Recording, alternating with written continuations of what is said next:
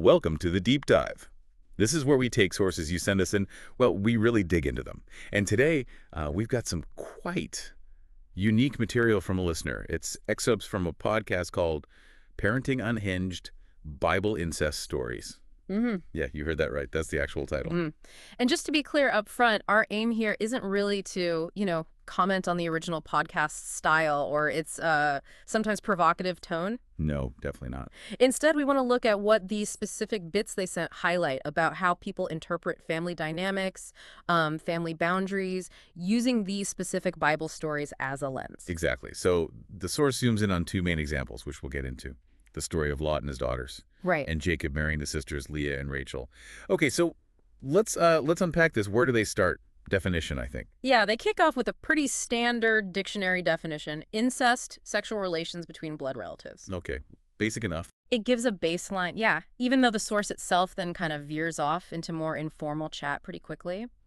But for our purposes, we'll just keep that core definition in mind as we look at the examples. Got it. So first up is Lot and his daughters. Yeah. The source sort of sets the scene, doesn't it? It does. It reminds people about, Sodom and Gomorrah being destroyed. Right, the context. And crucially, it highlights the daughters' belief, or at least how the text presents it, that there were just no other men left anywhere on Earth. Okay, so they think they're the last people. That's the setup the source uses. Yeah. And that context is, well, it's vital for understanding the story as they frame it, because faced with what they thought was the end of humanity, Yeah. the daughters decide to have children with their own father. Wow, okay. In the podcast excerpt we have, it expresses, well, quite a bit of shock. I can imagine. Yeah, something like, what? You think you've seen it all? Nothing says, let's save humanity like a wild night with dad. That sort of reaction. Okay, that's definitely a reaction. But if we step back from their delivery for a second, what's the underlying point they're making with this story? What's the implication here? Well, it seems they're using it as this really extreme example, doesn't it? It forces you to think about the absolute limits of family relationships, maybe, and that powerful drive for survival. Even when it leads to stuff that feels completely taboo from our modern view. Exactly. Actions that are way outside our current understanding of what's okay. It really makes you wonder about the ancient context, like what allowed for a story like that to even exist, even if we react with shock now. That's a really good point. Yeah, because while the source kind of focuses on the shock value, the narrative itself touches on these deep themes of lineage, survival, things that were incredibly important in ancient societies. Continuing the family line. Right. The daughter's actions, if you accept the premise that the world was empty, were aimed at that.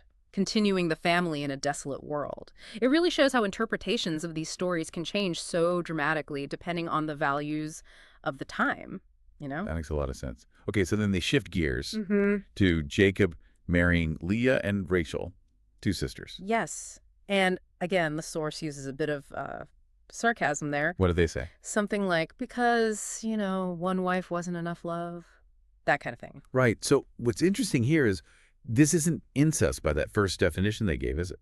No, not directly. I mean, he's marrying sisters, not his own sister or parent or child. So why bring it up in a discussion framed around that topic? Well, it seems the source uses it to explore those broader complexities, the potential conflicts within really close family units. They actually say something about the Bible, in their view, isn't exactly shy about showing us what can happen when you mix family and, temptation and unresistible lustful thoughts. So it's less about the strict definition and more about complicated intimacy within families. I think so, yeah. Even if marrying sisters wasn't, explicitly forbidden back then in the same way.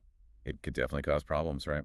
Jealousy, favoritism. Power dynamics, competition, all those things that we do think about today when we consider healthy family relationships. It's about that tangled web, when connections get really close and potentially messy. Right. Makes sense. So it looks like the source uses both examples, the really clear-cut, shocking case of Lot and the more nuanced one with Jacob, to suggest something.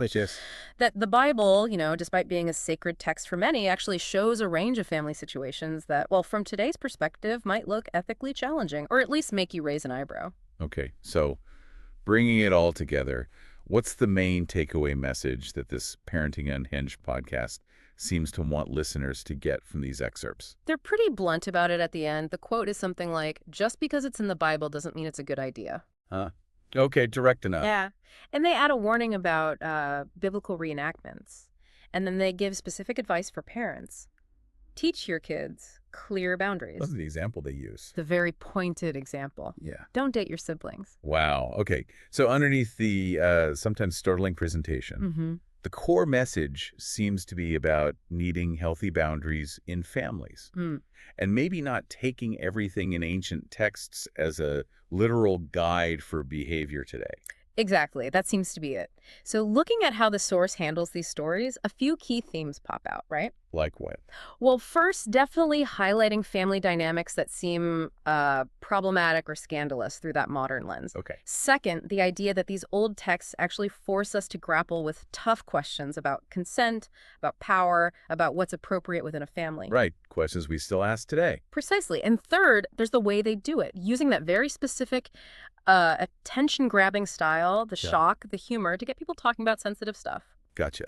So wrapping up this deep dive into these excerpts from Parenting Unhinged, vital incest stories, we've seen how they use Lot and his daughters and Jacob with Leah and Rachel to explore what they see as these controversial family scenarios in the Bible. Yeah. And while their tone is definitely informal, often, sensational. The underlying themes they touch on are about reading ancient texts through modern ethics, especially around family boundaries, consent, relationships. And it's really important, like we said at the start, to remember we've been looking at the content and the interpretations in the source material.